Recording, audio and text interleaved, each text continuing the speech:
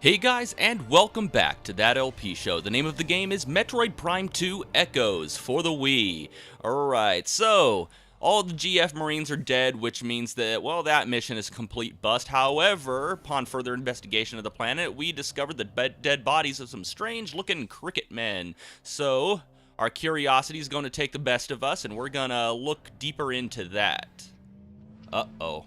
Barrier building around us. This is never a good thing. Oh, it's just splinters.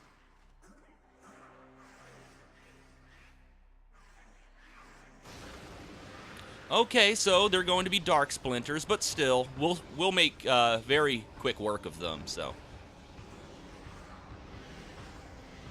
Come on, we already know what happens to them. We don't need another cutscene showing it. Oh god, there's 5 of them. There's 5. What am I gonna do? Game over, man. Game over.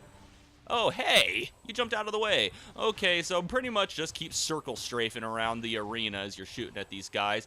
2 fully charged power beam shots should be enough. There's 1. There's 2. Okay, 2 more of you guys. Let's get you out of the way so we can move on. Oh, come on.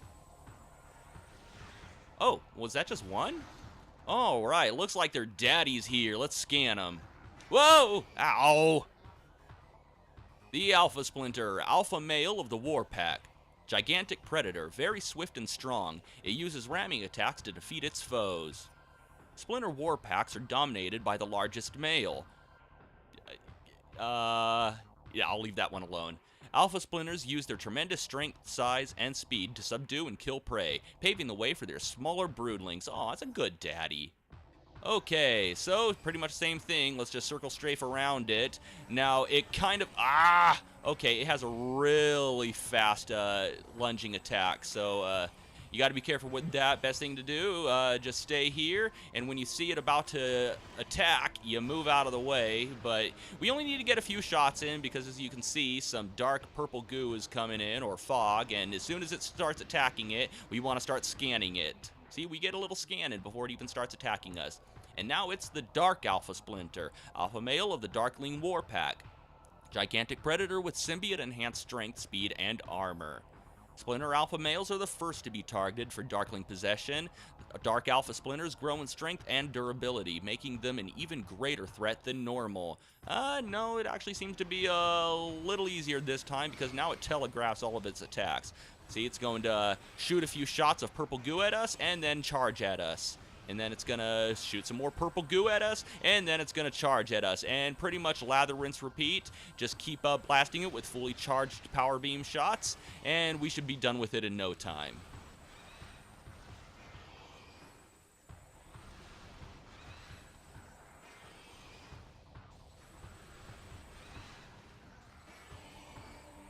Alright, just a few little regular shots ought to do it, or just 1. And, of course, that point system reappears from the Wii remake of Metroid Prime 1. Oh boy, what's that? It's so pretty. I want to touch it. Well, experience has taught me to investigate anything that glows.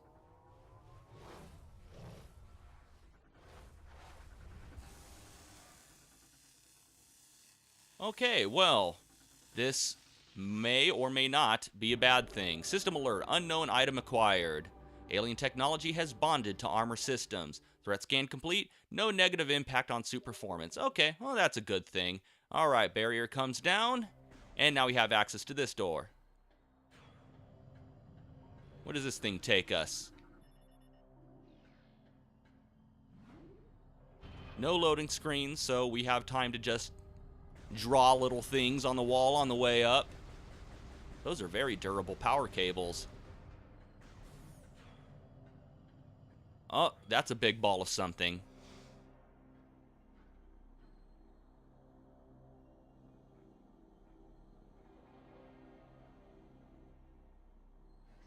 What? Holy shit, giant cricket man, kill it, kill it, kill it. Okay, I guess we should listen to him and not be afraid. Do not be afraid. I am U-Mos, Sentinel of the Luminoth, please listen and hear of our world's peril.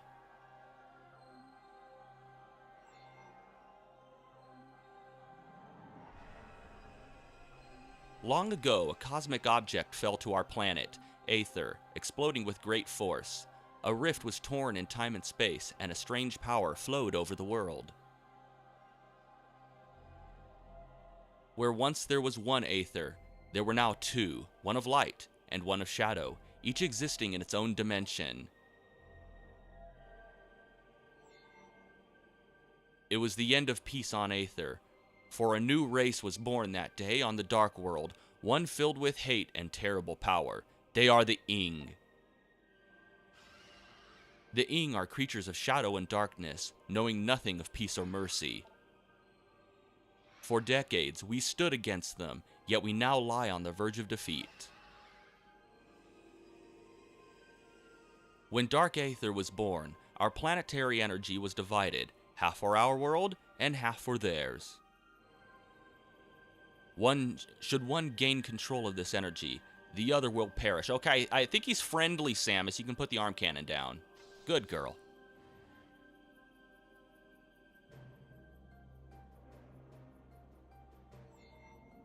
Before you arrive, the Ing had stolen a device from us, one that collects planetary energy. With it, they have weakened our planet to the verge of collapse. But fortune smiled upon us this day, for the energy transfer module is now bonded to you. With it, you can help us restore our world. You're our only hope, Samus. How do you know my name? Should we fall, the Ing will look to the stars for new planets to ravage and conquer. Your species could be their next victims. The Ing have taken our energy to 3 temples on Dark Aether. Find these temples and transfer the energy from them to our own. I have updated your map system with the location of another temple. There is knowledge there that can help you on your way. I have also updated your translator module. You can now access devices and doors coated with violet holograms. Many lands are now open to you. Prepare well for your journey. The Ing now know you will possess the energy transfer module. They will try to recover it at all costs. Return to me once you have restored the energy to a temple. I will aid you as I can. May the light of Aether shine upon you. Yeah, praise be to Yevon and all that jazz. And we get our energy fully replenished, so that's a good thing if you got ravaged in that boss fight. Okay, a few things to scan here. First of all, U-Mos himself. Yes, I'm pronouncing it U-Mos. If you want to pronounce it some other way, well, that's your prerogative. Luminoth, U-Mos, indigenous sentient species of planet Aether. Subject is U-Mos, a sentinel of the Luminoth, guardian of his species and this sacred temple. Sentinel, okay. Scans indicate numerous beneficial abilities, including heightened reflexes, durability, psionics, and flight. Ability to generate and manipulate energy on par with that of the Chozo. Dating scans suggest an age of 2.5 centicycles. I'm assuming that's old. Only known active member of the species, remaining Luminoth locked in protective stasis until crisis resolved. Okay, so these guys have a bit of a dilemma. They're all stasis, right? All in stasis, or dead, or just alive. He's the only one who's actually awake right now. Their planet got hit by a meteorite, and it split the world into 2 parallel dimensions. So, yay for completely biting off the plot of the Super Mario Brothers movie. I'd have chosen something a little better. Okay? Next we have this thing right here, the energy controller. This is a regional energy controller. Unit regulates planetary energy in this sector and is linked to a global energy network. Energy controllers were built by the Luminoth to regulate Aether's planetary energy. Several wonders are powered by the energy controllers, including a weather control grid and a teleportation system. When Dark Aether was born, it too had energy controllers, all linked to that world's planetary energy. So, since Dark Aether was born from the meteorite strike, the two different planets, or parts of the planet, are vying for each other's energy, struggling to make it go back and forth, kind of like the struggle between Tethiala and Silverant in Tales of Symphonia, and you can think of these energy controllers as little mechanical giant Carlon trees. Alright, now that we have the translator module, we can now read The Color Purple, which, by the way, had a wonderful movie adaptation starring Whoopi Goldberg. Alright, more Luminoth lore. It is told that the Luminoth were not born of Aether, but of the stars. In the early days, we roamed the greatness of the void, bathing in the glorious light of 1,000 stars. We met a vast number of enlightened minds, the Enkren, the Ela, and the Chozo among them. Each of them, we found, had claimed a homeworld and formed a deep bond with it. In time, we decided to do the same. Okay, well, it's good to have a place called home. Home is where your rump rests. Okay, so, alright, guess we're good. We can understand a little cricket language now. And all this time, I thought you had to know what a crumpet is to understand cricket. Well, I kind of know what a crumpet is. Pretty sure it's a bread type thing.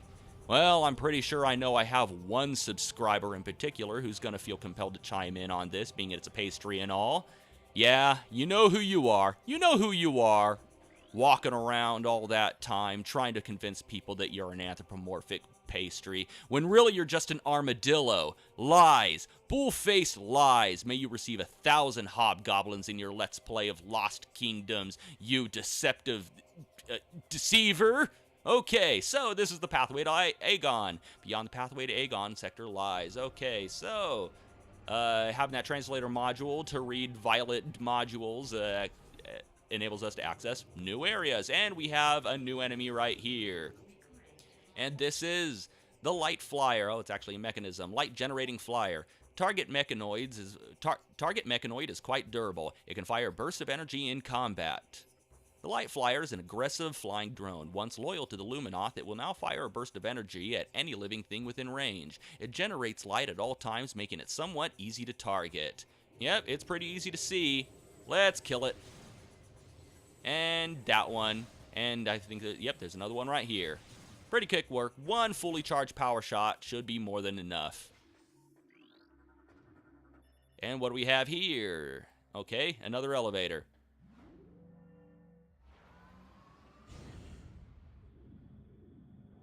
Huh. Did they actually take the time to fix the aspect ratio in the loading screens in this game? I can't tell. She doesn't look as fat as she did on the elevators in Metroid Prime 1.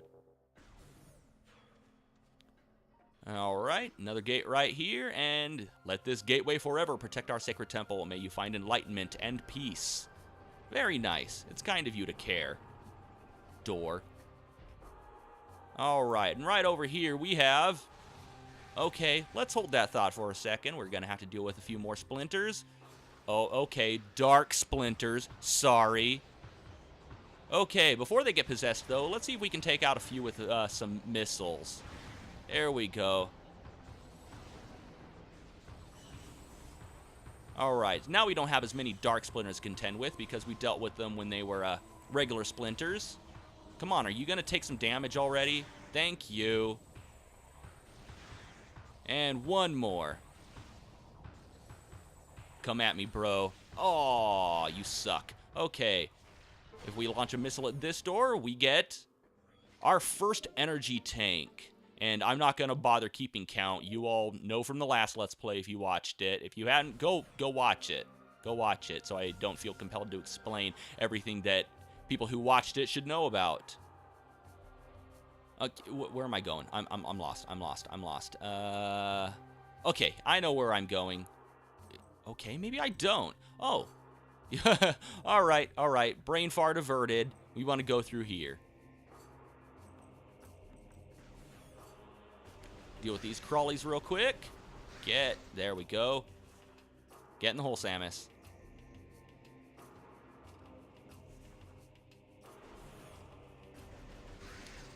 And where we want to go is where that cutscene showed us when we lifted up that crate with the winch. It's this door right here. And we're going to the Agon Wastes. Once fertile plains, now sand scorched and ruined by war. May life thrive there again one day. Well, hopefully we'll be able to fix that. Oh, yeah, and all of the lack of planetary energy is why everything looks like shit right now, in case you haven't figured it out. And if we scan this guy right here, it's kind of like the trooper logs. We had the last testaments of these dead Luminoth. And this is a J-Femi's Testament. I don't know how to pronounce that. It's so weird. Vowels, people. Vowels. I speak English. Final entry, Warrior J-Femi. Their army swells. Beast and rogue machines join the ranks of the Horde, all eager to bring death to the Luminoth. The Ing sent these new additions to the industrial site to do battle with me. While they watched from safety, cowardly mongrels, my only regret in death is that I did not live to see the day of their defeat. May it come soon. Angry. A lot of exclamation points in that statement.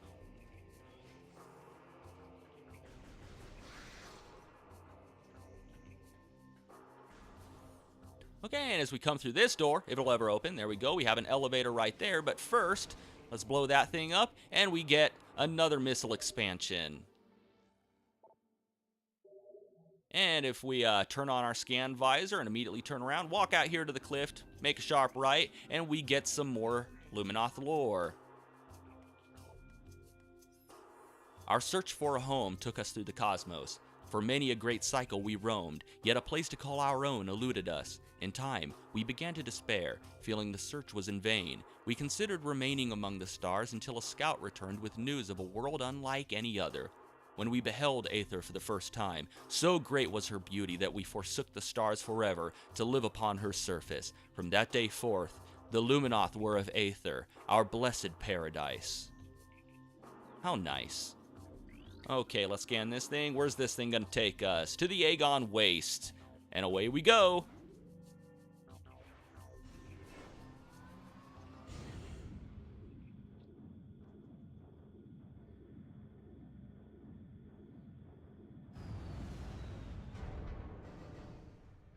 Okay, and immediately upon arriving in this new area, let's turn on the scan visor, and we got something else to scan.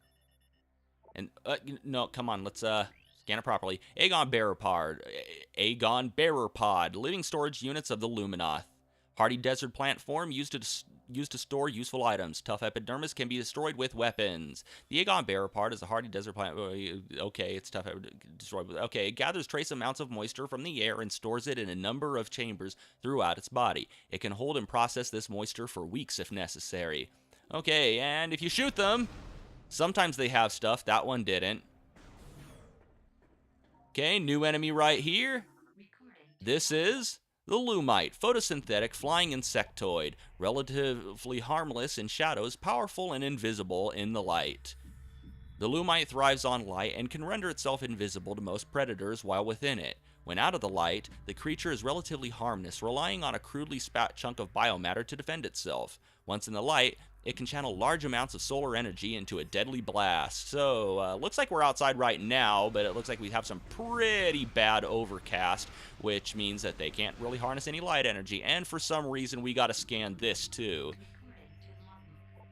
Sandgrass, indigenous strain of grass adapted to desert climate. Plant requires no moisture to survive, relying exclusively on solar energy for sustenance, like Superman. Sandgrass scans indicate that the plant requires no moisture to survive. It relies exclusively on solar. Okay, making it well adapted for life in the desert environment. Evidence of extensive mutation present, suggesting radical bioadjustments within the last centicycle. Mutation source is not natural. Plant strain was genetically engineered, possibly by the Luminoth. Okay, so they grow their own grass. They're hippies, just like the Talon 4 Chozo. And now we're in a new area. The Agon Wastes, which looks brown and desolate, just like the temple grounds.